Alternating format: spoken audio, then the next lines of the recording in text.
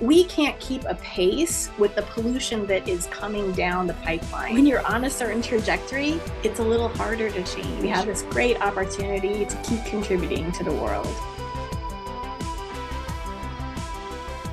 Welcome to EGR Pod, where engineers tell their stories.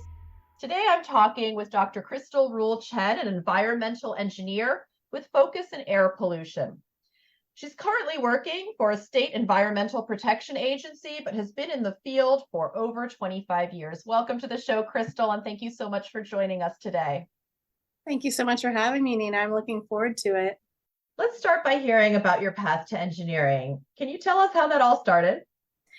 Thanks. That's such an interesting story. I went off to MIT, the school I've been dreaming of going to since I was in fourth grade, with the idea that I was going to be a veterinarian.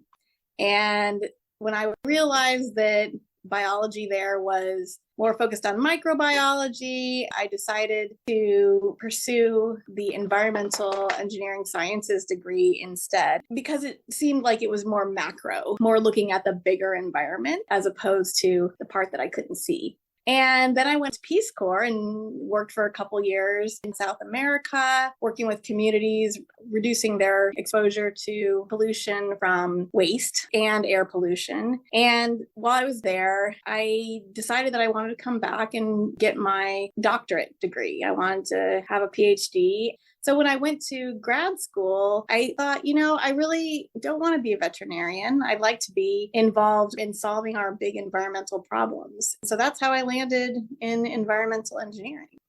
I was going to ask you if you ever regretted and felt like you should have been a veterinarian, but... Well, that actually is also a funny piece of the story. One of the other deciding factors was when I was in Ecuador, I got bit by 3 dogs, a spider monkey, realized that in one of my jobs when I was in high school that I'd also been bit by a rat. And when I came back to go to UC Davis to check out whether or not I wanted to go to veterinarian school there, I was actually thrown from my friend's horse and ended up with a broken ankle. And I felt like the universe was trying to tell me something. So no, I don't have any regrets. Let's back up and talk about your undergraduate experience. Are there any specific memories that stand out? Yeah, it's funny. I was so motivated to get to undergrad. And when I got to MIT, it was a big shift, a really big change, even though I'd already done a lot of really independent experiences, living in the dorms and taking classes. I think I felt a little bit lost at that point. And not to say that I wasn't still moving forward, but I was a little bit questioning, right? And it's why I shifted from biology to environmental engineering sciences. So it wasn't really until junior year that I finally started getting into courses that seemed more meaningful. And I think that's a lot of people's experiences because you're taking care of those requirements. So even though I had tried to tailor things my first couple of years for my math and basic science courses, it wasn't until later on that I felt like I was really getting into doing some interesting projects and work. We didn't call it a capstone project, but it was probably my senior project that got me out in the field. I was doing research on the impact of recreational use in wetlands. So getting to go out to the local bogs and investigate what it was like to reduce impact in those spaces, it just felt like I was actually doing something. And I think for me, and everyone has a different experience, but hands-on teaching and learning experiences were really important for me to feel really excited about what I was doing. And that wasn't always the case in college. So I was really happy once I finally got to the coursework where I got to dig in and see how it all might fit together, all the things that I was learning. I hear now about a lot of colleges where they're a lot more hands-on, and that makes me excited. When I went to grad school, I felt like everything was a little bit more tangible, and I appreciated those kinds of courses as well. So knowing my learning style is maybe what I learned from MIT. Well, that's an important thing to know about yourself. So you mentioned you got your PhD after coming back from the Peace Corps. Can you tell us a little bit more about why you chose to do the PhD? Is it something that in your field is a necessity? That's a really good question. It's funny because I had this idea that I was going to come back and be a veterinarian. And when I finally got that aha moment that maybe that wasn't what I was supposed to be doing, I started thinking about what else I was passionate about. Did I need to go on and get a higher degree? I don't know. I got my master's in environmental engineering first, but it was always with this intent to have my doctorate. The doctorate program that I chose was pretty specific. Having it be applicable was so important to me that the program that I chose at UCLA was one that was designed specifically for people that wanted to be leaders in the environment. And what I loved about it is it wasn't all work in the laboratory. After the first couple of years of work on campus, doing coursework and research, it was part of the program that you had to go get a job and you had to write your dissertation based on research that you did at your job. And I love that. I was already going to be out there making an impact even before I was done with my doctoral degree. And that was important to me. Can you tell us a little bit about that first job and how it was similar to what you'd been doing, how it was different in terms of your daily life? Well, it's interesting because there's a first job and then there's a second job. So the third year of my program, we were supposed to go get a job, and I went and got one with an agency that was trying to move us towards electric vehicles, reduce our pollution via transportation. And it was a consulting firm, more along the lines of a nonprofit kind of consulting firm. And we ended up doing a lot of contract work for government. And it turned out that doing that kind of work wasn't going to get me the research that I needed to get. So I had a moment where I thought, well, I could just stay with this job. It was a great job doing good work. I felt like it was really great, but I wasn't going to get my doctorate quickly, if at all. And there was an opportunity to start working for our state air pollution agency, and I thought I'd take it. And so I took the new job where we were working on something similar. We were writing a regulation. It was the first in the country to retrofit trash trucks that were already in use on the road to try to reduce community members' exposure to diesel particulate matter, which had recently been found to be a toxic air contaminant. So it was a really great opportunity. I got to not only be the lead on the regulation, but I also got to do some really interesting research to verify that that was technology that we could actually implement successfully. And that's one of those big issues when you're trying to start something new and make changes, is to determine whether or not it's really technically feasible. So that was fun work to do. And it was a good transition for me. I stuck with it for a while, but unfortunately, I had gotten sick along the way, and life changes and whatnot made me decide a few years into it that I needed to take a break and focus on getting my health in order. And it's funny when you think back on your long career and your long life, how important that piece of it is for you being able to do your job. So I took that time to take a break and focus on getting healthy and ended up starting a family. It was an interesting first job that led to some other interesting opportunities down the road after I decided to make that big transition away from working for the state. And you're working for the state again now, correct? I sure am. Yeah, I am working for the state again. In fact, I'm working for the same agency, but before that, I had worked for our agency in charge of reducing pollution from wasted materials. That was a great job too. We had such a fun time meeting people. It was a new focus for our agency, diverting not just recycling materials, but organic materials. So your food waste and your yard trimmings and all those things away from landfills, because landfills are a huge source of methane. And we were trying to use that material for its highest and best purpose. So we got to do research again with wonderful partners at research universities and in the private sector as well, where we were really trying to figure out, okay, what are those emissions now from composting? Because just because you're shifting how you're using a material doesn't mean you're getting rid of the emissions from it. And we had a wonderful time starting a very interesting program that now we're requiring out here that not only do you need to recycle, but you also need to make sure that you're putting that green material, the organic waste material, into something like composting or mulching or some other higher purpose. You've worked at the same agency twice, and you're working in a field that, like many others, has seen rapid changes in policies, in research, in our understanding of the natural world. How has the field changed since you have that span of time to kind of reflect within? Yeah, that's a great question. I used to teach at a few community colleges where we talked about the first Earth Day, for example, which was right around when I was born. And I do a lot of research now working with underserved communities, figuring out how to reduce their air pollution burden. As I understand and look through the history of how communities have been historically overlooked and continue to be overlooked, I think a lot and reflect a lot on how this kind of job has evolved. Not all environmental engineers do what I do. That's, I think, one of the beautiful things about this particular degree is there's so many different things that someone with this kind of degree can do.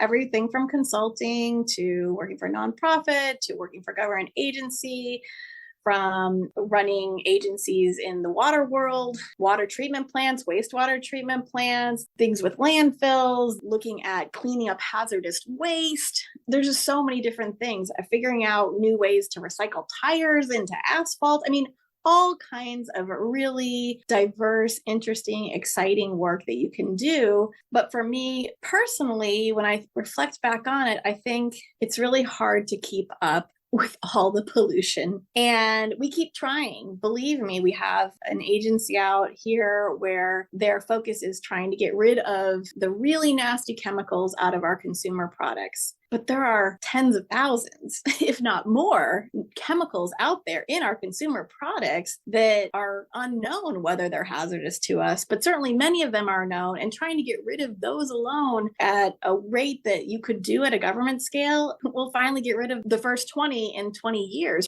We can't keep a pace with the pollution that is coming down the pipeline. When we think about the pandemic during COVID, my former agency, we worked so hard to get people away from single-use everything.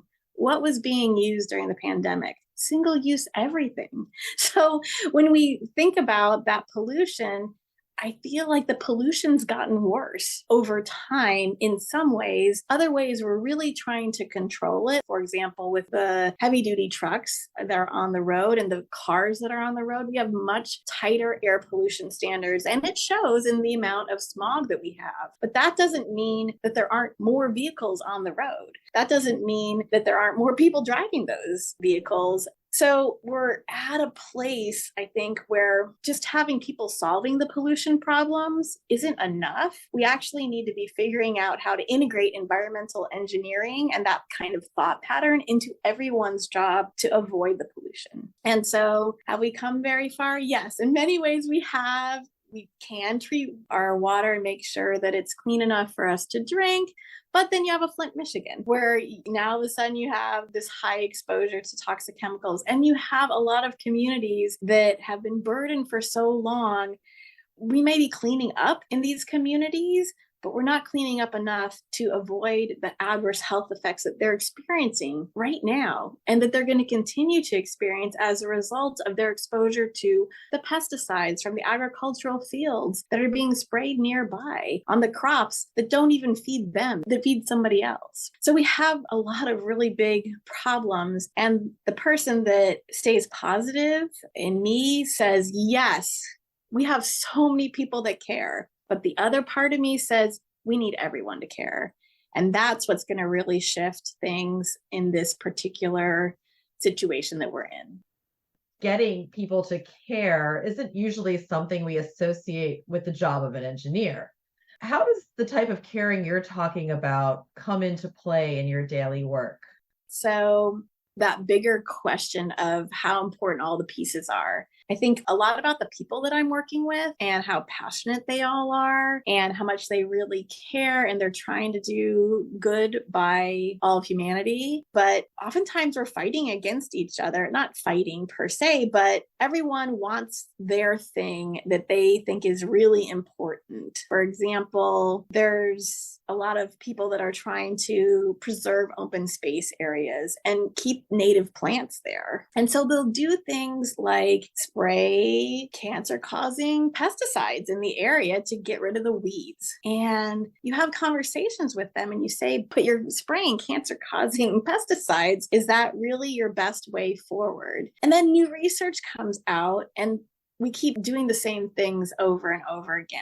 I think we have to reflect more often on whether or not that thing that we've always done is really working.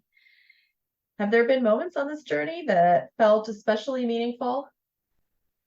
I've had a lot of aha moments, some special moments to me personally, where they shifted what I was focusing on. I was pregnant with my child and I watched this one renovation show.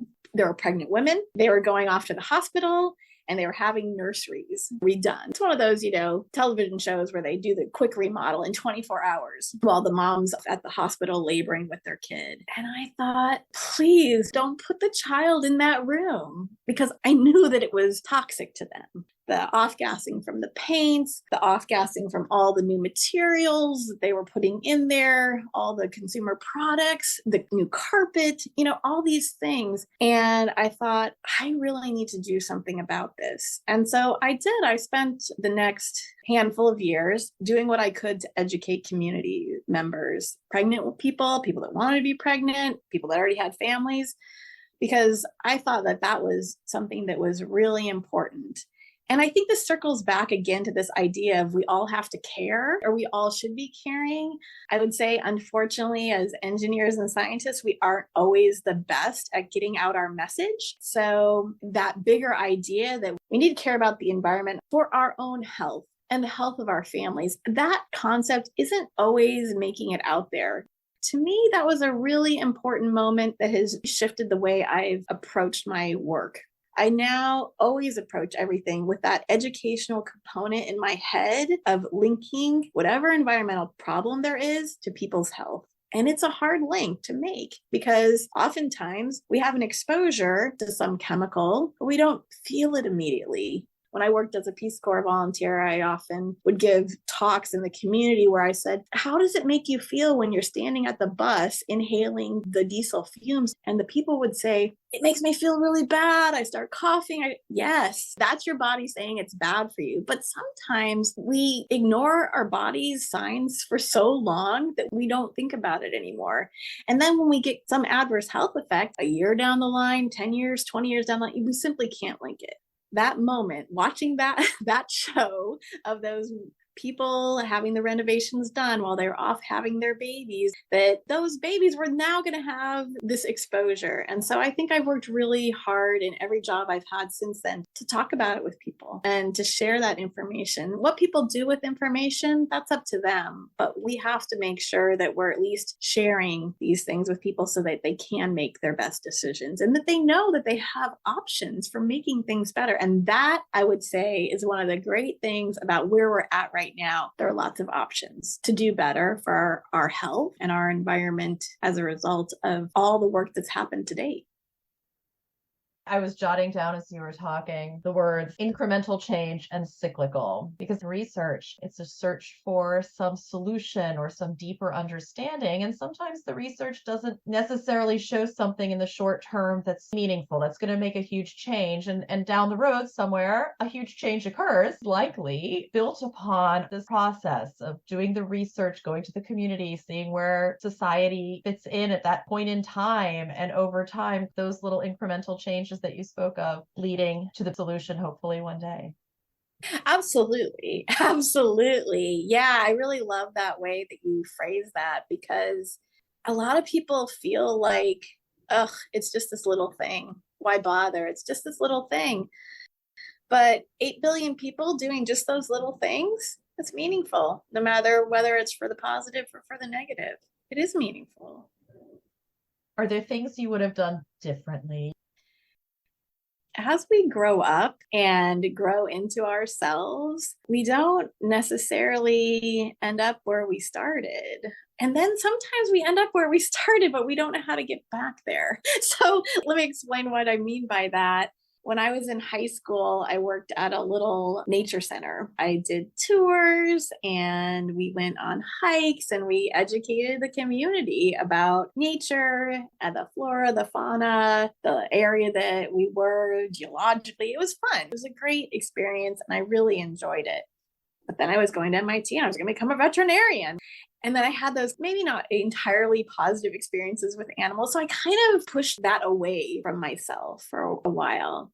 And I went to do research on trying to reduce emissions from industry, from vehicles or from stationary sources like power plants. All of those kinds of emissions are really important that we reduce, but it's a dirty job and it can not be as fulfilling as you'd love it to be. And so I really have been wanting to get back to that place of being out there more in nature, because on this journey, it's been both a career journey and a health journey, I realized just how important preserving the natural environment, as much of it as we possibly can, and restoring as much of it as we possibly can, is important to our well-being. People during the pandemic also realized that. Everybody got out hiking and really seemed to fall back in love with that because it gave us all something that's really hard to get in the electronic world. So I've come full circle, but I keep growing. And I think I'm finding that when you're on a certain trajectory, it's a little harder to change. I'm not saying that you have to know exactly what you want to do when you're a 20-something. That's a little silly, but you also have to be okay with taking potentially a huge pay cut if you want to then zag so far away from what you're currently doing to do something entirely different. And the world's a competitive place. So I think maybe in terms of regrets, I don't regret not being a veterinarian, but I regret maybe not taking a slightly different path earlier on, because at this point now it's hard to shift gears. But I also see myself moving forward, and there's lots of different ways you can fulfill those kinds of needs. There's volunteering opportunities, things that we can just do on our own, planting our gardens and doing those things. So finding ways to be true to yourself outside of your career. Sometimes a job, not mine, but sometimes a job is just a job. It puts a roof over your head and food on the table. And if you can find some happiness in it, great. But other times, I think we really do have opportunities, and we have to decide how important that is, that we do it for our 40 to 60 hours a week. Do you have any other tips that you'd like to leave our listeners with? Oh, thanks so much. I clearly love to give advice just in general. I think that I'm in a reflective place right now, so maybe that's why. The path is winding. It really is. Some people, they know exactly what they want to do. They go get it. They do that job for 30 years. They're super content with it. But it's okay to not be content too. And on that winding path that some of us take, it's okay to explore, because I think that exploration actually makes us better at any job that we're doing. We gain so much along the way, but you have to start somewhere. And starting with something that you like is a good place to start. And being open to change and expanding our horizons makes us better at our jobs that we're doing in the moment and makes us excited to get up and go to work. We have this great opportunity to keep learning and keep growing. I think that's one of the most important things I can say about my own personal happiness, is being able to do that and keep contributing to the world. Well, thank you so much, Crystal, for sharing your experiences and your thoughts today. I've really enjoyed hearing the trajectory from beginning to end. So thank you for being here. Thank you, Nina. And thank you to our listeners. This podcast is produced by Nina Lord and supported by Northern Virginia Community College. For information about engineering at NOVA, please visit us at nvcc.edu or on Instagram at EGR_AT_NOVA.